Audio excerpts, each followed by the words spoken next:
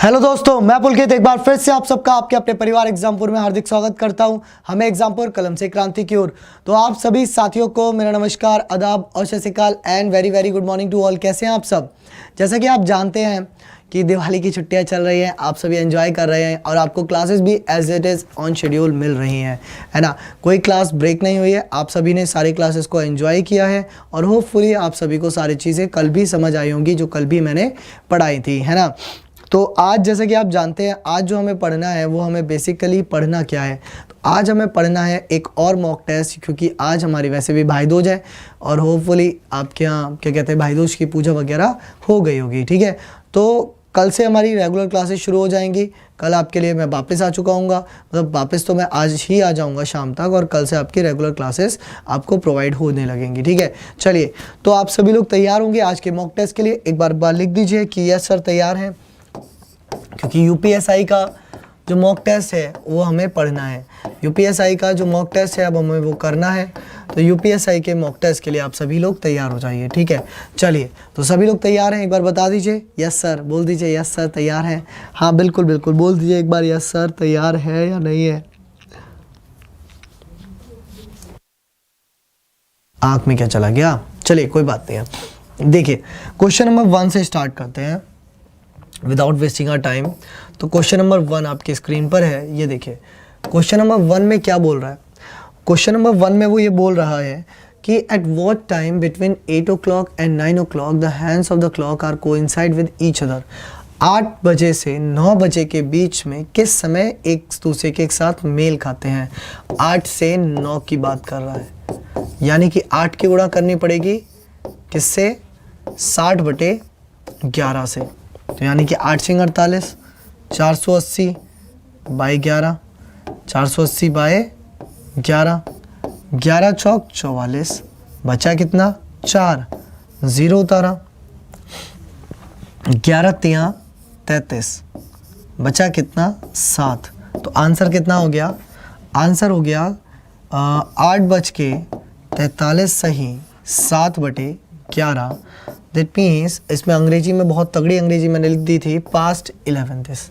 तो option number ए इसका answer हो जाएगा। क्या आंसर हो जाएगा स्टूडेंट्स? ऑप्शन नंबर ए इसका आंसर हो जाएगा, ठीक है। कुछ नहीं करना होता, जब भी ये सुइयां मेल खाती हैं, मतलब कोइंसाइड करती हैं या एक साथ होती हैं, टुगेदर होती हैं, तब आपको सिंपली ये वाला टाइम इसकी मल्टीप्लाई 60/11 आंसर आ जाता है दिस। क्लॉक के चैप्टर मैंने बहुत बार आपको कराया है, ठीक है। चलिए क्वेश्चन नंबर 2 देखते हैं। क्वेश्चन नंबर 2 आपकी स्क्रीन पर है, देखिए।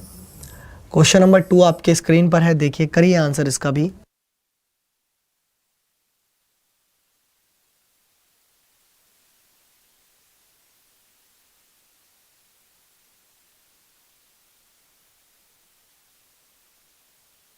चलिए, है ना। अब देखिए एक चीज़ याद रखिए, आप लोगों की जो यूपीएसआई का कोर्स चल रहा है अभी भी आप ले सकते हैं, वो 899 का है।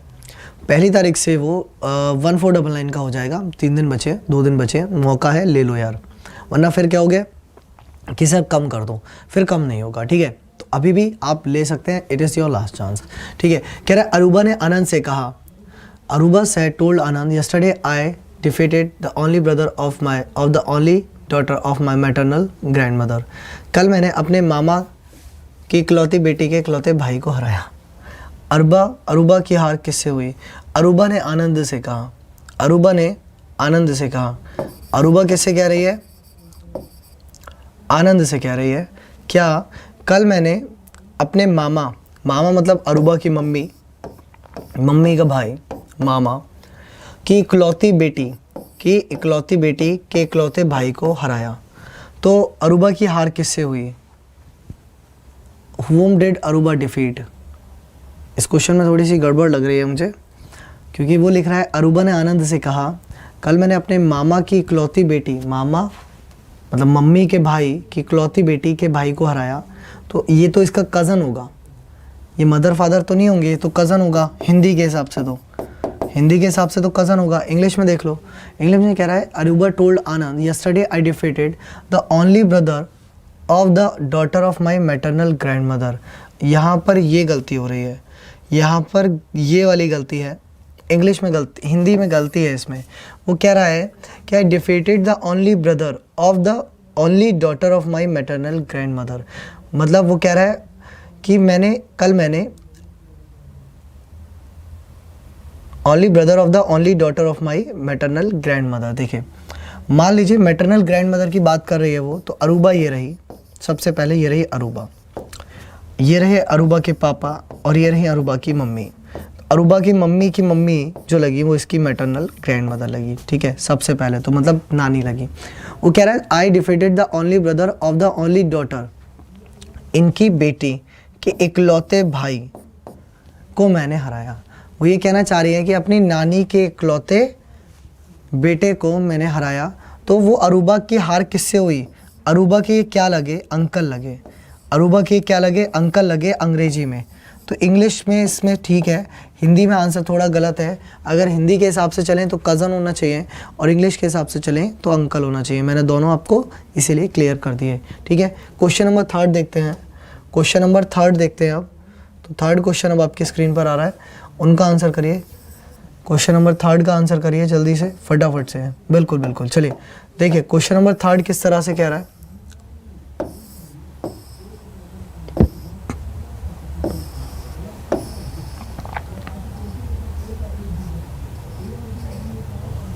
देखिए तो क्वेश्चन नंबर 3 में बताया गया है सम फ्लैट्स आर बिल्डिंग, कुछ फ्लैट भवन है।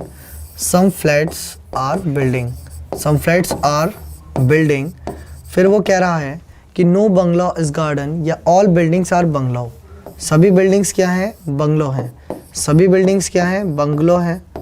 फिर वो क्या कह रहा है? फिर वो कह रहा है नो बंगला इज गार्डन, कोई भी बंगला क्या नहीं है? गार्डन नहीं है। कोई भी बंगला क्या नहीं है? गार्डन नहीं है, ठीक है। फिर लिख रहा है ऑल अपार्टमेंट्स आर गार्डन। तो गार्डन को थोड़ा सा बड़ा बनाना पड़ेगा, गार्डन छोटा हो गया क्योंकि अपार्टमेंट इसके अंदर आएगा, तो गार्डन को थोड़ा सा तो बड़ा करना पड़ेगा। ये गार्डन हो गया और इसके अंदर क्या आ गया? अपार्टमेंट आ गया। इसके अंदर क्या आ गया? अपार्टमेंट आ गया। इसके अंदर क्या आ गया? अपार्टमेंट आ गया, ठीक है। अब देखिए पढ़िए इसके कंक्लूजन। कह रहा है ऑल फ्लैट्स आर गार्डन। बच्चे फ्लैट्स और गार्डन में कोई रिलेशन है क्या? आपको फ्लैट्स में और गार्डन में कोई रिलेशन दिख रहा है? तो फ्लैट्स में और गार्डन में कोई रिलेशन नहीं दिख रहा है, तो ये गलत हो गया। दूसरे में कह रहा है no flat is an apartment, कोई भी फ्लैट अपार्टमेंट नहीं है। तो फ्लैट और अपार्टमेंट में भी कोई डायरेक्ट रिलेशन नहीं है, तो ये भी गलत हो गया। फिर कह रहा है सम फ्लैट्स आर गार्डन, तो फ्लैट और गार्डन में कोई रिलेशन नहीं है, तो ये भी गलत हो गया। तीनों ही गलत हो गए, या क्या हो गए? तीनों ही गलत हो गए, ठीक है। चलिए अगला क्वेश्चन देखते हैं। Next question, question number 4। Question number 4 देखिए, अब ये आ गया आपकी स्क्रीन पर। क्वेश्चन नंबर 4 करिए इसका आंसर जल्दी से।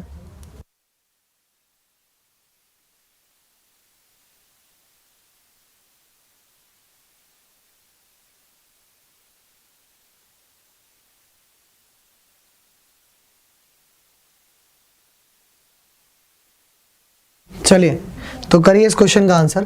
कह रहे A B C D E F and G are sitting around a circle facing the centre. देखिए A B C D E F G एक सर्किल में बैठे हैं, एक केंद्र में बैठे हैं चारों ओर। कितने लोग हैं? जी एच तक हैं तो 8 लोग हैं, यानी कि 1 2 3 4 5 6 7 8 व्यक्ति हैं, है ना। 2 केस ले लें, 2 केस ले लें, बेटर रहेगा मेरे हिसाब से, है ना। 2 केस ले लेते हैं तो मेरे हिसाब से बहुत बेटर रहता है, क्योंकि 2 केस लेने में अक्सर क्वेश्चन गलत होने के चांसेस कम हो जाते हैं, है ना। चलिए 2 केस ले ही लेते हैं, क्या फ़ायदा हमें दोबारा से बनाने पड़े। तो इससे अच्छा 2 केस अभी ले लेते हैं, अभी भले टाइम लग जाए बाद में ना लगे। कह रहा है बी एफ के दाएं से तीसरे स्थान पर और एच के बाएं से तीसरे स्थान पर है। देखिए बी कह रहा है एफ के दाएं से तीसरे स्थान पर, मतलब एफ कहाँ आएगा? यहाँ आएगा, और एच के बाएं से तीसरे स्थान पर, तो यहाँ आ जाएगा। तो यानी कि एफ एच और बी तो ये फिक्स हो गए। फिर कह रहा है सी ए के बाएं से चौथा है। अब मुझे ना सी के बारे में पता ना ए के बारे में पता। कह रहा है ए एफ और बी का निकटतम पड़ोसी नहीं है। अब देखिए ए कहाँ कहाँ नहीं आ सकता? ए यहाँ नहीं आ सकता, ए यहाँ नहीं आ सकता, ए यहाँ नहीं आ सकता, ए यहाँ भी नहीं आ सकता। तो ए के लिए एक ही जगह बच रही है केवल ये, तो ए के लिए केवल एक यही जगह बच रही है, तो ए यहाँ आ गया। फिर से ए को चाहे यहाँ बैठा दिया, फिर ऊपर लिखा था सी ए के बाएं से चौथे स्थान पर है, तो ए के बाएं से चौथा हो गया 1 2 3 4, तो मतलब सी कहाँ आ गया, सी यहाँ आ गया, सी कहाँ आ गया, सी यहाँ आ गया।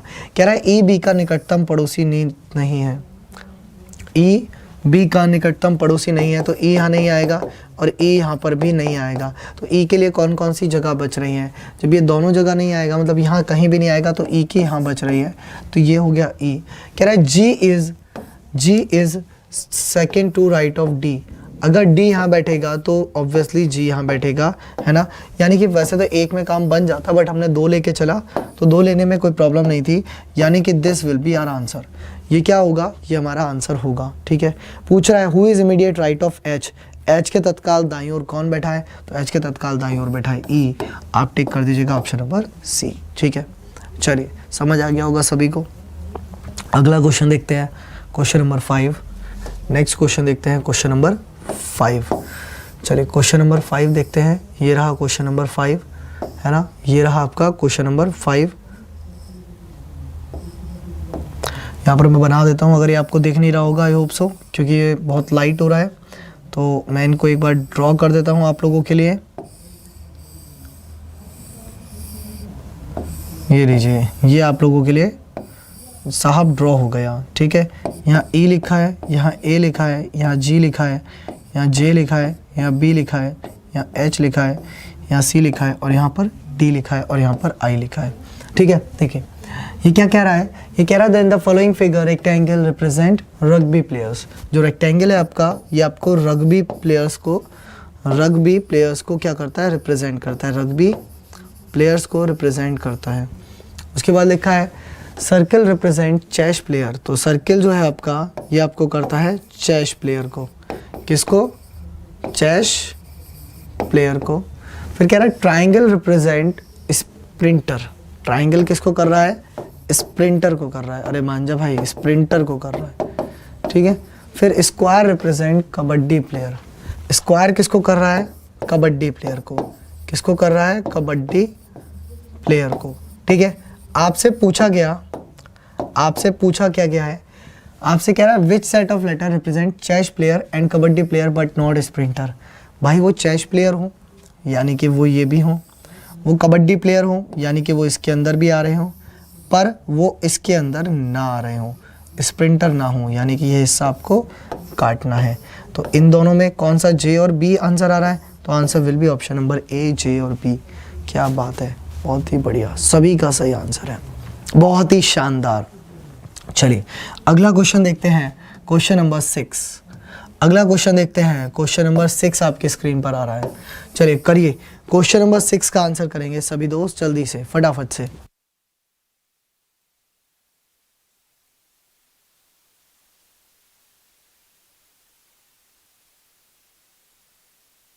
देखिए क्वेश्चन नंबर 6 में कह रहा है 1 2 3 means bright little boy, 1 2 3 means bright little boy, bright little boy, ठीक है।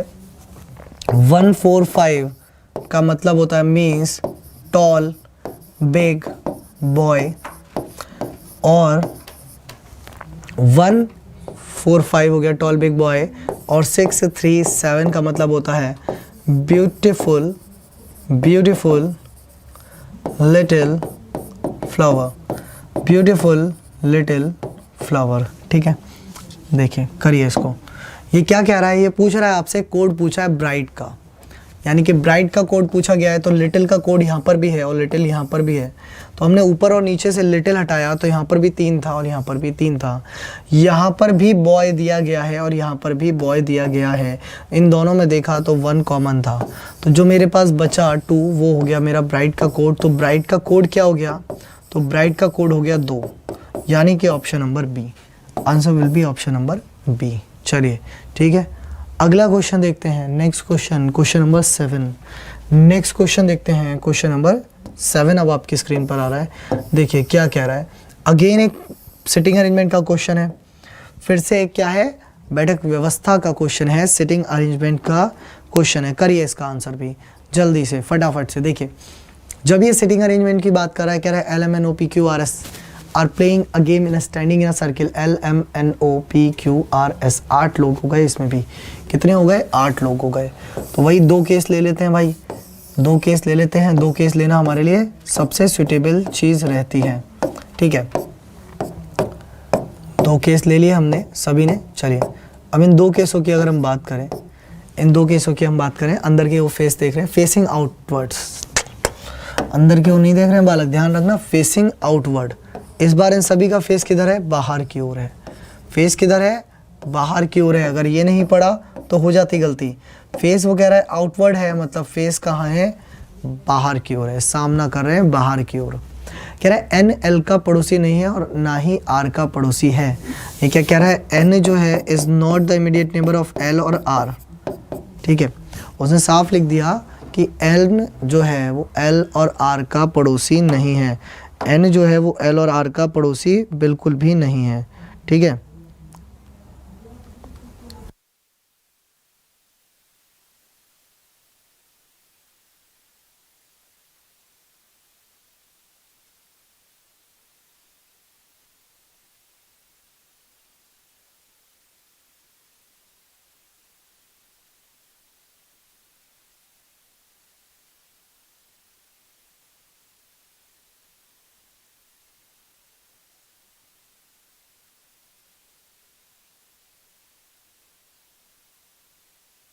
चलिए देखिए, है ना। फिर क्या कह रहा है? कह रहा है N is neither the neighbour of L और आर। फिर कह रहा है O is immediate neighbour of L but not of S. अभी भी नहीं बैठा सकते। कह रहा है P is immediate neighbour of S and is third to right of Q. ये बना आंसर। कह रहा है P is immediate neighbour of S, तो पी जो है वो एस का इमीडिएट नेबर है, तो एक बार एस मान लीजिए यहाँ आ जाएगा और एक बार मान लीजिए एस यहाँ आ जाएगा। और कह रहा है third to right of Q, और क्यू से तीसरा दाएं है। अब Q से तीसरा दाएं मतलब Q को पहला, दूसरा और तीसरा बाहर की ओर है, सबसे बड़ी बात है। तो Q इस बार कहाँ आएगा? Q यहाँ आएगा। इधर मत बैठाल देना, इधर बैठाल दिया तो गलती हो जाएगी, क्योंकि फेस बाहर की ओर है, तभी तो दाएं नंबर पे यहाँ आएगा, तभी तो दाएं पे यहाँ आएगा। बस इतना ध्यान रखना, ठीक है। आगे क्या लिखा है? मतलब अभी हमने सिर्फ एक लाइन का यूज़ किया है, बाकी हमने कोई यूज़ नहीं किया। अभी हमने सिर्फ इस लाइन का यूज़ किया है, बाकी अभी तक हमने किसी भी लाइन का यूज़ नहीं किया कि P क्योंकि दाएं तीसरा है। कह रहा है एम क्यू का पड़ोसी है। एम जो है वो क्यू का पड़ोसी है और ओ के बाईं ओर तरफ है, बाएं से चौथे तरफ है। अब मान लीजिए एम मेरा यहाँ पर है तो मेरा ओ यहाँ पर हो जाएगा, ठीक है। अगर एम मेरा यहाँ पर होगा तो मेरा ओ यहाँ पर आना चाहिए, तो वो नहीं आ रहा है, क्योंकि बाएं से चौथा नंबर मतलब होता है बिल्कुल एक दूसरे के सामने। इतना ध्यान रखना, जब भी 4 प्लेस की बात करेगा तो एक दूसरे के सामने आ जाएंगे, बाएं से चौथा। कह रहा है एम क्यू का पड़ोसी और ओ के बाएं से चौथा है, तो 1 2 3 4। अब यहाँ नहीं आ सकता, तो यानी कि इस केस को मैं थोड़ा सा बदल लेता हूँ। इस केस को मैं क्या करता हूँ, थोड़ा सा बदल लेता हूँ, ताकि काम अगर आगे भी आ जाए सेम इसी की तरह बना लेता हूँ, है ना। क्या पता आगे ज़रूरत पड़ जाए इसकी। तो ये हो गया, है ना। यानी कि मैंने ये लाइन का भी उपयोग पूरी तरह से कर लिया, यानी कि मैंने भी इस लाइन का पूरी तरह से उपयोग कर लिया। अब ऊपर की लाइंस पढ़िए वापस से। तो लिखा था एन एल का पड़ोसी नहीं है और ना ही आर का पड़ोसी है, तो एन जो है वो एल और आर का पड़ोसी नहीं है। तो एल जो है एन और आर का पड़ोसी नहीं है। तो अब एन कहाँ कहाँ नहीं आ सकता? एन यहाँ पे भी नहीं आ सकता और यहाँ पे भी नहीं आ सकता, क्योंकि यहाँ पर एल और आर आएगा। कह रहा है ओ एल का पड़ोसी है। ओ क्या है? एल का पड़ोसी है, तो ओ एल का पड़ोसी है, यानी कि एल एक बार या तो यहाँ पर ले लो, एक बार यहाँ पर ले लो, ठीक है। लेकिन एस का पड़ोसी नहीं है, लेकिन एस का पड़ोसी नहीं है, कोई बात नहीं है, ठीक है। तो ये हो गया। अब 2 चीज़ थी, वो क्या थी? उसमें कह रहा था एल जो है, एन जो है वो एल और आर का पड़ोसी नहीं है ना। तो एन जो है आर का पड़ोसी नहीं है। कौन? एन। तो एन यहाँ तो आ नहीं सकता, यानी कि एन यहाँ आएगा। अगर यहाँ की बात करूँ, एन और आर 2 ही लोग बच रहे हैं, तो या तो एन यहाँ आएगा या फिर आर यहाँ आएगा। इसीलिए ये वाला केस हमारा कट हो जाएगा और ये वाला केस हमारा डन हो जाएगा, ठीक है। अब पूछा क्या है, निम्नलिखित में से कौन ओ के बाएं से तीसरे स्थान पर है? ओ का बायां पहला, दूसरा, तीसरा, एस हो जाएगा आंसर। ऑप्शन नंबर बी हो जाएगा। इसमें तो चेक भी नहीं करना था यार, हम ज़बरदस्ती में एल और आर की टेंशन ले रहे हैं, तो डायरेक्टली बैठ गया। चलिए अगला क्वेश्चन देखते हैं, फिर 8 क्वेश्चन नंबर 8 देखते हैं। तो 7 और 8 क्वेश्चन देखते हैं। चलिए करिए। हम ज़बरदस्ती में टेंशन लिए पड़े थे, जिस व्यक्ति को बैठालना नहीं था उसकी टेंशन हो रही थी। चलिए कोई बात नहीं, कभी कभी ऐसा हो जाता है, हम क्वेश्चन में ध्यान नहीं देते कि जिस चीज़ के बारे में पूछा ही नहीं गया उसको भी हम सॉल्व आउट करने में लगे रहते हैं। ये हमारी ह्यूमन टेंडेंसी है, ऐसा हो जाता है, कोई प्रॉब्लम नहीं है। चलिए क्वेश्चन नंबर 8 देखिए। 8 में कह रहा है starting from a point Ganesha walk 12 metre north. Ganesha उत्तर की ओर 12 मीटर गया, फिर वह अपने दाएं मुड़ा और 10 मीटर चला, फिर वह अपने दाएं मुड़ा और 10 मीटर चला, ठीक है। फिर वह अपने दाएं मुड़ा और 12 मीटर चला, फिर वह अपने दाएं मुड़ा और 12 मीटर चला, फिर वह अपने शुरुआती बिंदु से कितनी दूरी पर है, कितनी दूर और किस दिशा में है। शुरुआती बिंदु से 5 metre 10 metre sorry 10 metre west में है, ईस्ट में है, 10 मीटर ईस्ट में है। तो आंसर हो जाएगा ऑप्शन नंबर डी। बहुत सिंपल था ये क्वेश्चन, ये क्वेश्चन सच में बहुत सिंपल था, आंसर हो गया ऑप्शन नंबर डी, ठीक है। चलिए अगला क्वेश्चन देखते हैं, क्वेश्चन नंबर 9। चलिए क्वेश्चन नंबर 9 देखिए।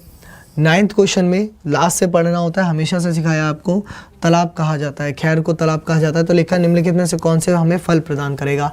तो which of the following would provide us fruit. Fruit हमें पेड़ देते हैं, पेड़ यानी कि ट्री, और ट्री की बात कर रहा है, ट्री को कह रहा है स्काई। पेड़, पेड़ यानी कि ट्री, ट्री पेड़, पेड़ पेड़, वृक्ष, वृक्ष को क्या कहा जाता है, आकाश कहा जाता है। तो answer will B Akash, sky. तो ऑप्शन नंबर सी आप आंसर कर दीजिएगा और आगे बढ़ जाइएगा। बहुत तेजी से करिए क्वेश्चंस को, है ना। ये क्वेश्चंस ऐसे होते हैं जो क्लिक होते हैं बस, इसमें 10 सेकंड का टाइम भी हमें देना नहीं होता है ना। अब ये क्वेश्चन है, इसमें थोड़ा सा टाइम देना पड़ेगा, तो इस क्वेश्चन में टाइम दो, जिसमें नहीं देना होता उसमें मत दिया करो, ठीक है। चलो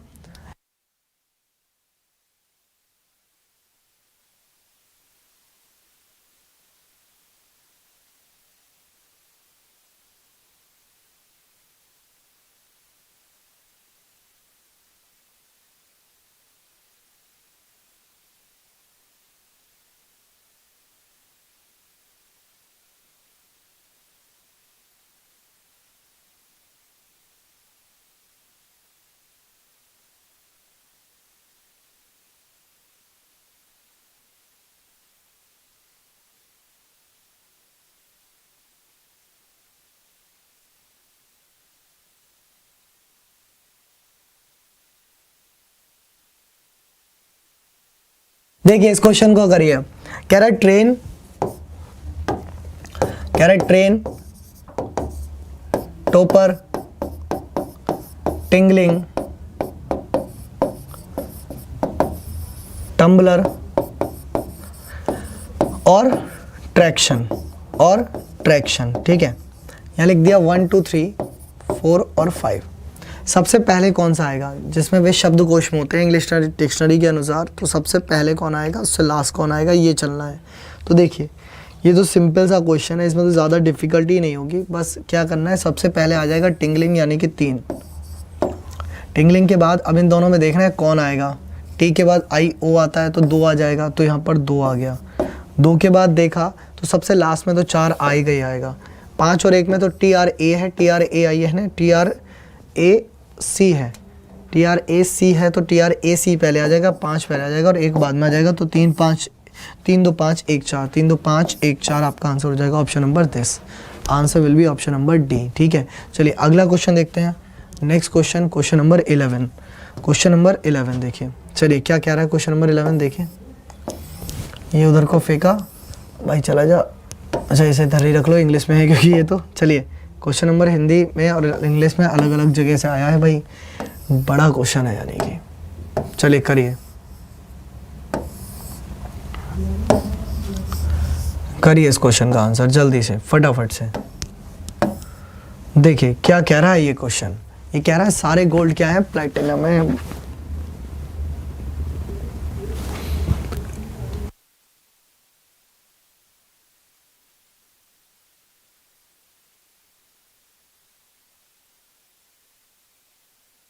क्या कह रहा है, ऑल गोल्ड आर प्लैटिनम। सभी गोल्ड क्या है, प्लैटिनम है।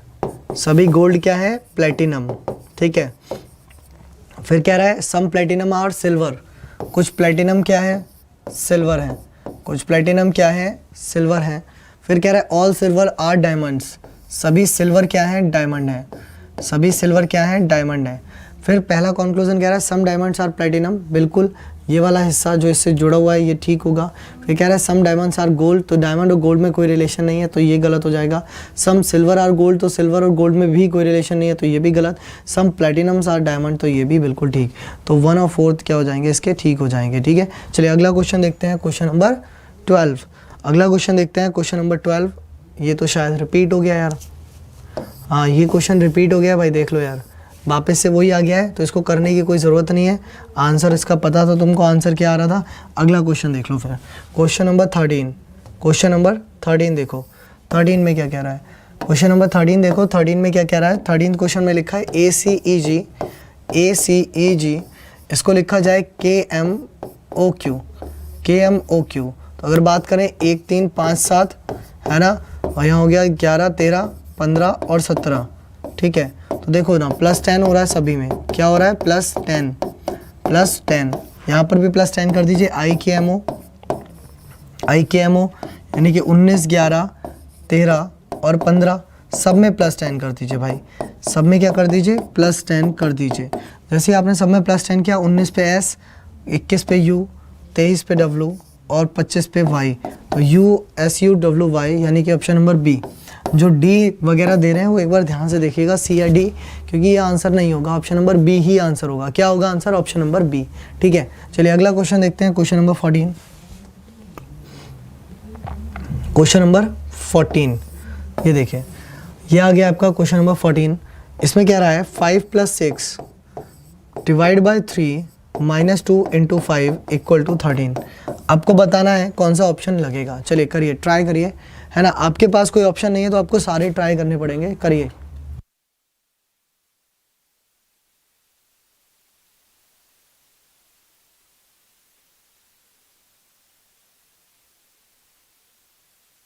अब देखिए, मान लीजिए आपने डिवाइड और माइनस को रिप्लेस किया, तो ये हो जाएगा 3/2, और 3/2 कटेगा नहीं, तो वो गलत हो जाएगा। फिर आपने डिवाइड और मल्टीप्लाई को रिप्लेस किया, तो वो हो जाएगा 2/5, तो ये भी नहीं कटेगा। फिर आपने मल्टीप्लाई और प्लस को रिप्लेस किया, तो इसको चेक कर सकते हो कि भैया 5 × 6 डिवाइड 3 -2 + 5। ठीक है, तो ये अगर नीचे आएगा तो ये काटेगा 2 बार में, 5 दूनी 10 + 5 -2 तो ठीक है ना, 13 बन गया। ये 13 ही तो चाहिए था, ऑप्शन नंबर सी आंसर आ गया। क्या आंसर आ गया, ऑप्शन नंबर सी आंसर आ गया आपका। ठीक है, क्लियर हो गई बात, ऑप्शन नंबर सी। चलिए अगला क्वेश्चन देखते हैं, 15वां क्वेश्चन। ठीक है, अगला क्वेश्चन देखते हैं 15th। अगला क्वेश्चन देखते हैं 15th क्वेश्चन है। चलिए करिए, 15th क्वेश्चन है, इसका आंसर भी कर दीजिए जल्दी से। 15th क्वेश्चन, बिल्कुल चलिए करिए। तो 15th क्वेश्चन क्या कह रहा है, देखिए कह रहा है ऑल रेड्स आर पिंक, सभी रेड क्या है, पिंक है। सभी रेड क्या है, पिंक है। ऑल रेड्स आर पिंक, सभी रेड क्या है, पिंक है। फिर कह रहा है सम पिंक आर ब्लैक, कुछ पिंक क्या है, ब्लैक है। सम पिंक आर ब्लैक, कुछ पिंक क्या है, ब्लैक है।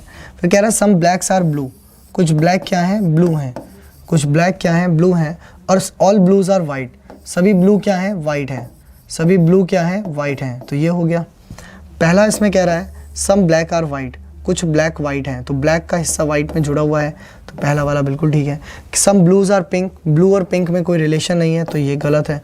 सम पिंक आर रेड, कुछ पिंक और रेड होंगे, बिल्कुल होंगे। और नो रेड इज़ वाइट, बिल्कुल गलत हो जाएगा, क्योंकि भैया इनके बीच में कोई रिलेशन नहीं है। तो पहला और तीसरा क्या हो जाएगा, सही हो जाएगा क्वेश्चन नंबर 15 का। चलिए क्वेश्चन नंबर 16 देखते हैं।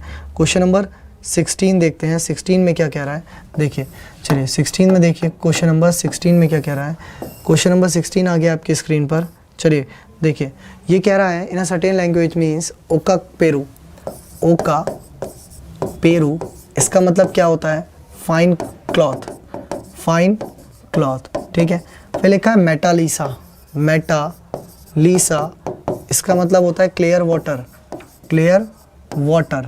ठीक है, फिर कह रहा है डोनालिसा पेरू, तो ये 3 वर्ड्स में बटा हुआ है, इसको आप ऐसे काउंट करिएगा, डोना लीसा और पेरू, और पेरू। ठीक है, और इसका मतलब हो जाएगा आपको फाइंड करिए, या तो इसको फाइंड मत करिए, फाइंड कर लीजिए, fine clear weather, fine clear weather, क्योंकि ऊपर भी है ना ये, तो इसीलिए ऐसा ही होगा। ठीक है, अब देखिए इसको हमने फाइन किया, इसको फाइन कर लीजिएगा, फाइन काट करके फाइन ही कर लीजिएगा। ठीक है, यहाँ पर भी इसको फाइन कर लीजिएगा, ठीक है। अब देखिए उसने पूछा वेदर का कोड क्या होगा, तो फाइन यहाँ पर भी है, फाइन यहाँ पर भी है, तो एक कट गया ऊपर नीचे, यहाँ से पेरू गया, यहाँ से पेरू गया, क्लियर यहाँ पर भी है, क्लियर यहाँ पर भी है, यहाँ से लीसा गया, यहाँ से लीसा गया, तो वेदर का कोड हो गया डोना, ऑप्शन नंबर सी। वेदर का कोड हो गया डोना, ऑप्शन नंबर सी। तो 16 का answer will be option number C. 17 देखते हैं, 17 क्वेश्चन आ रहा है आपकी स्क्रीन पर। चलिए इसका आंसर करिए जल्दी से, ये क्वेश्चन अच्छा है, ध्यान से करिएगा भाई। सिंपल सी बात है, क्योंकि इसमें बोल रहा है कि सोमवार 5 जून को हंस का जन्मदिन है। जून की बात कर रहा है, जून में भी बात कर रहा है 5 तारीख की, और क्या दिन दे रहा है उस दिन, मंडे दे रहा है, ठीक है। आपसे पूछ कब कर रहा है, आपसे पूछा है 11 दिसंबर का, तो जून के बाद जुलाई, जुलाई के बाद अगस्त, अगस्त के बाद सितंबर, अक्टूबर, नवंबर और दिसंबर। कितनी दिसंबर, 11 दिसंबर, ठीक है। जून में 30 दिन, तो यहाँ बचे कितने, 25, तो ऊपर वाले घटा दो, 25 दिन बचे। जुलाई के 31, अगस्त के 31, सितंबर के 30, अक्टूबर के 31, नवंबर के 30, सबको जोड़ लो, तो 5, 1 6, 1 7, 1 8, 1 9, ठीक है। 2 और 3 5, 5 3 8, 8 3 11, 11 3 14, 14 और 3 17 और 1 18, 189।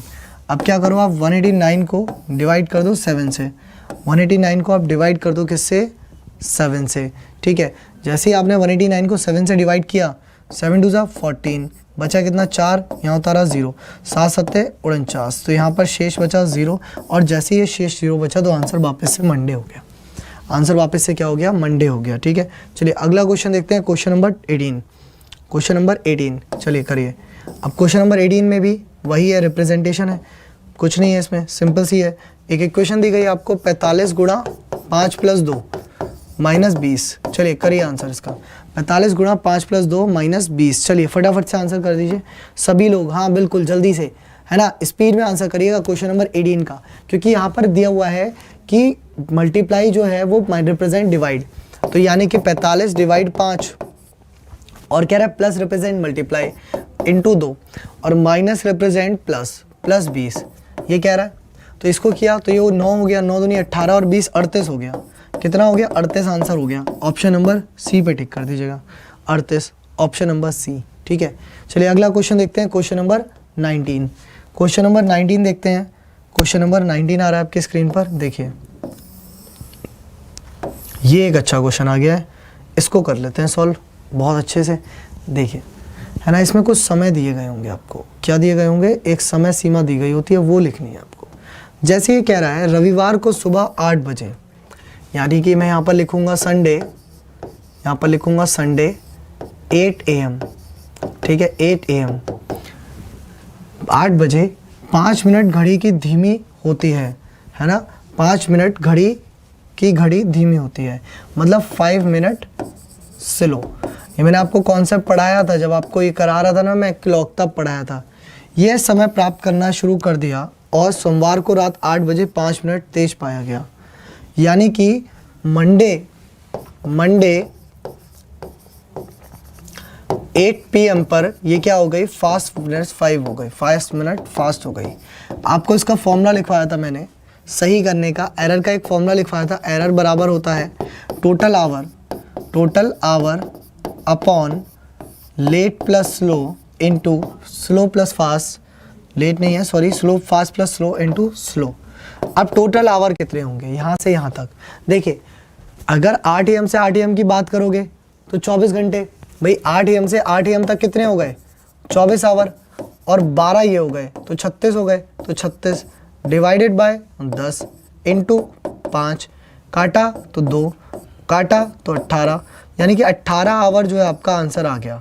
कितना आंसर आ गया, 18 घंटे बाद। 18 घंटे बाद मतलब कि आपको जो समय दिया गया था संडे 8 AM का, उससे 18 घंटे आगे बढ़ जाइए।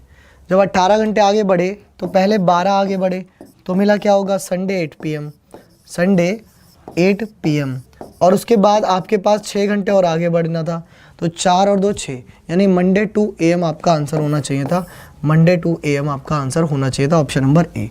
लास्ट क्वेश्चन है क्वेश्चन नंबर 20, यहाँ आप लोग ट्राई कीजिएगा, क्योंकि नंबर ऑफ ट्राइंगल्स का क्वेश्चन है, कोई टफ नहीं है, इसको ट्राई करिएगा और इसका आंसर आप लोग कमेंट सेक्शन में ज़रूर करिएगा, ठीक है। बस आप लोगों को ये क्वेश्चन ट्राई करना है और इसका आंसर कमेंट सेक्शन में ज़रूर करना है। बता देना है आज के क्वेश्चंस कैसे लगे, मैं बाद में कमेंट्स को रीड कर लूँगा। कल जब मैं वापस आऊँगा तो आप सभी को लाइव टेस्ट ही कराऊंगा, क्योंकि अब मॉक टेस्ट ही चलेंगे। सिलेबस हमारा लगभग पूरा हो चुका है ना। 1-2 टॉपिक भी शायद नहीं बचे हैं, और जो बचे हैं तो उनको मैं करा दूंगा, ठीक है। चलिए गाइस, तो तब तक के लिए take care, bye bye, thanks for watching. जय हिंद, जय भारत, जय एग्जामपुर, कर विजय एग्जाम।